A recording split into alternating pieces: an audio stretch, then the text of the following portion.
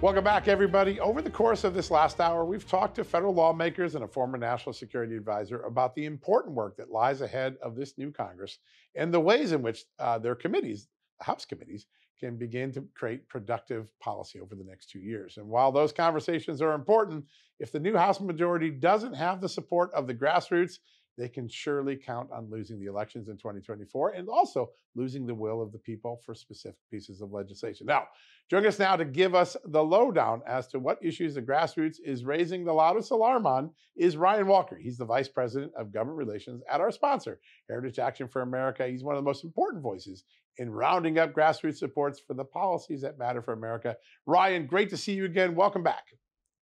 Thanks for having me, John. It is so important. I know a lot of times in the past, people say, I can't make a difference in Washington. It's too big for me. And why do I matter?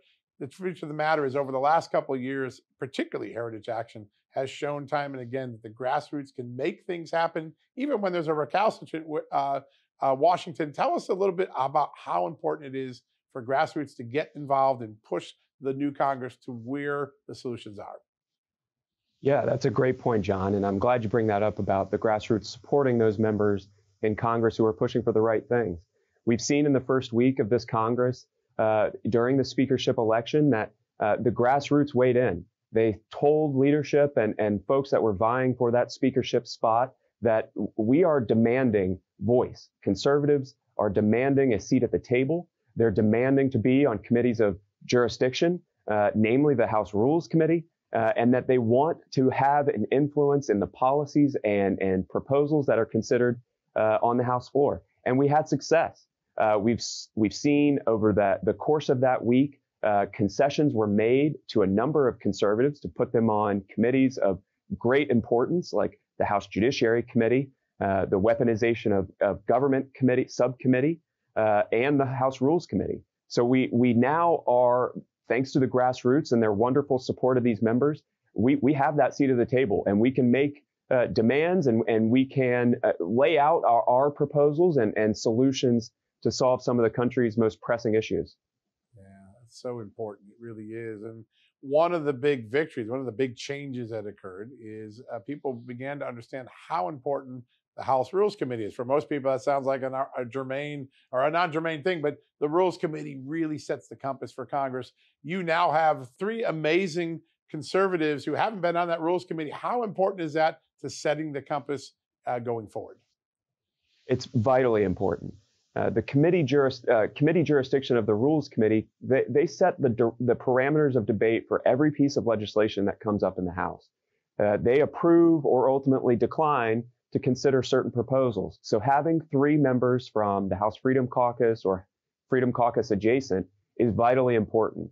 The split between members on the committee now, as it exists, are 9 Republicans to 4 Democrats. That means that if those 3 members so decide, they can use their votes in committee to effectively block proposals that are not particularly conservative or don't get at the solutions that we think are appropriate for the crisis at hand.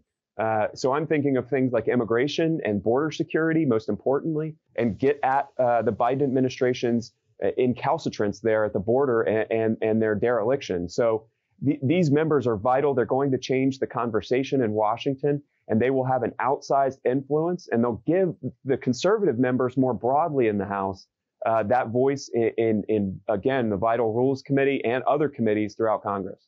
Yeah, such an important thing, and it's a game changer. I've covered Congress for 30 years. This is a game-changing moment in the history of Congress. There's a big moment on the horizon, the debt ceiling crisis. Tell us why that's important and what the grassroots wants to happen there. Yeah, the grassroots are eager for this fight, John, and I think that's a key point.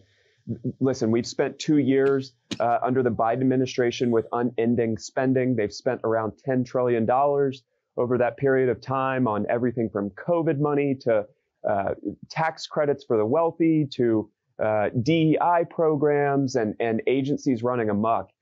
What the grassroots are saying is that they've had enough. The spending is out of control. The agencies are so flush with cash that they're able to pursue some of these parochial and political issues, like we've seen in the distribution of crack pipes and other sort of programs that are started at the agency level. They're tired of it. And so they're demanding, and in the debt ceiling conversation, that conservatives ask for real spending cuts, real spending reforms, and pro-growth policies that will put us on the pathway to fiscal sanity in this country, to reduce those agencies' ability to, again, go after these parochial and political interests and get back to their core competencies, those missions that were defined by Congress at their inception, and getting back to that true work of those agencies. So grassroots are engaged on this fight. In fact, we just had a call with them last night, laying out the particular parameters of this and how they can engage most effectively. And these members that I mentioned on the House Rules Committee are vital. Chip Roy being certainly a voice in this space that's vocal and representative of where the grassroots are. So we commend those members. We're encouraging of them and want them to know that the grassroots are here to support them in all of their efforts to rein in this administration and this unending spending that we've seen over the past couple of years. So, Ryan, one of the places where we saw the grassroots have an extraordinary impact over the last couple of years, both in elections, such as in Virginia, and in policy and legislatures, Texas, Florida, is on the issue of parents' rights, restoring parents to the forefront of their children's education. That started at the K through 12 level with school boards. It seems like it's expanding now to taking on some of the woke college agendas. Governor DeSantis in Florida has got a pilot program there. This seems like this is going to be a growing movement all the way through the 2024 election. What do you see and what do you hear from the grassroots on that? Oh, this is top of mind for them and has been since the pandemic, as you mentioned, where they, as everyone knows, had an insight into what their children were being taught for oftentimes some of the first times in seeing true classroom instruction. So the grassroots are animated about this, and I think it's every parent, right, across the country who has seen some of these lesson plans and the curriculum that's being dictated to their children, and it continues, as you mentioned, into the college area. And so what they're demanding is they want to know what their children are being taught. They want to know the materials that are represented in the libraries. They want to know what type of instruction and overarching educational themes are being taught to their children. And what they're concerned with is their kids not being indoctrinated, right? Forced to believe a certain perspective or adhere to a certain value, or to have a lens into how all of history sort of is viewed. And what Governor DeSantis has started in Florida with the review of particularly the AP program is getting at these points, is making sure that parents know what those classroom instructions are, what the class titles are, what the topics that will be covered are, and how those lessons are being shown to their children. Rather than indoctrination, is it teaching? Is it an allowance for individuals to go out and do some of their own finding? The grassroots knows the truth, that the left wants to indoctrinate our kids, and that it's not about true education or awareness of the history of the United States.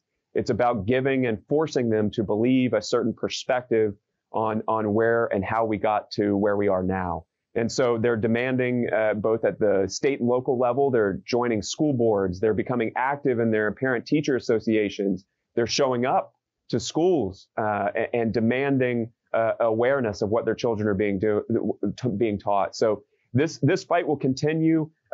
It's going to continue for some time now until states and localities and school districts understand that parents aren't going away and that they're going to demand an awareness and engagement and participation in what their children are going through.